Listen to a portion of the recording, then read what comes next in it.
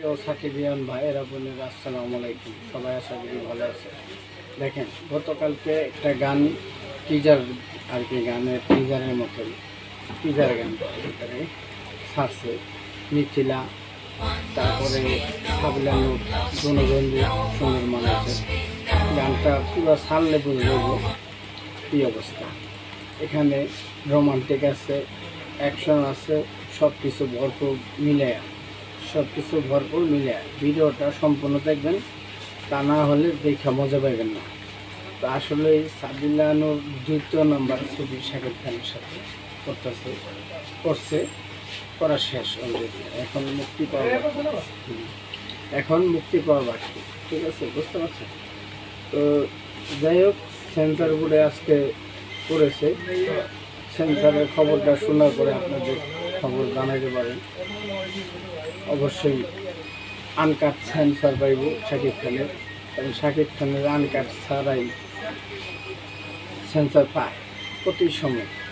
খালি বরবাদ সময় বেজার লাগাইছে মাল খাওয়ানোর দান্দায়। তাও এডিসির প্রযোজক হ্যাঁ উপদেষ্ট ছিল, আর নাম কি কমে, মোস্তফা না ফারুকি। ওই সময় দান্দা খেতে চাইছিল, দেশের অবস্থা খারাপ আছিল, কিন্তু ওরা ধান্দার লেগা সিনেমাটা আটকে দিয়েছিল। সেখানে হাজির হয়েছিলাম আমিও আন্দোলনে। যাই হোক, এখন রকস্টার আনকার ছাড়পত্র পাও, এই দোয়াই করি, এই কামনাই করি আমরা অবশ্যই। কারণ একজন সাকিব ভক্ত হিসাবে, শাকিব খানের সিনেমা দেখি, শাকিব খানের ভক্ত হিসাবে এই কামনাই করি। ঠিক আছে, বুঝছেন দর্শক? তো দর্শক, এখন নায়িকার দুইটার লগে পুরা রসায়ন জমে গেছে, বুঝছেন? পুরা রসায়ন জমে গেছে। এই রসায়ন আর থামবো না, না দেওয়া পর্যন্ত মাথার হেড কেড়ে ভালো থাকবো না। সবাই অনেক হেডকের করতেছে যে কখন সিনেমাটা দেখবো। আর বেশি দিন নাই, কোরবানি ঈদের বাকি আছে আর 8 দিন পরে প্রেক্ষে গিয়ে দেখতে পারবেন। বুঝতে পারছে? যারা আশা রয়েছেন, আমরা মধুমিতা হলে যাই, সিনেমা দেখি, তারপরে অন্য জায়গায় সুযোগ পেলে যাই। মধুমিতা 12টা শো দেখলে 3টা শো দিই, একবার 2বার দেখে আনি।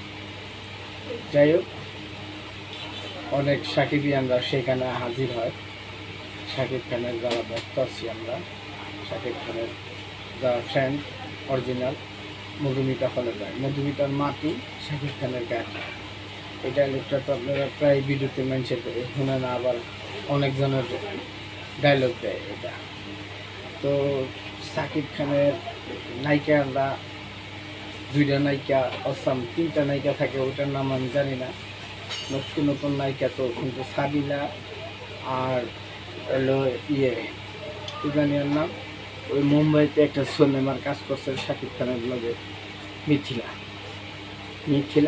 এখন শাকিব খানের লগে এই প্রথম সৌভাগ্য। মিথিলা নিজেই বলেছে, আমার সৌভাগ্য হয়েছে শাকিব খানের সাথে সিনেমা বানায়। সবাই ভালো থাকেন, সুস্থ থাকেন। দেশের যারা বাইরে আছেন, আল্লাহ যেন তাদের সবাইকে ভালো রাখে। যে যেখানে আছেন নিরাপদে থাকেন, খুব ভালো হইব। আল্লাহ যেন সবাই ভালোভাবে রাখে। জানি না আমাদের সাকিবিয়ান ভাইয়েরা বোনেরা কী ভাবেন, কত মানুষ চলে যেতেছে না ফেরার দেশে, এটাও পারি। যাই হোক, আল্লাহ যেন সুস্থ রাখে, এই দোয়াই করি। ভালো থাকেন, সুস্থ থাকেন, আমার জন্য দোয়া করবেন, আপনাদের জন্য আমি দোয়া করি।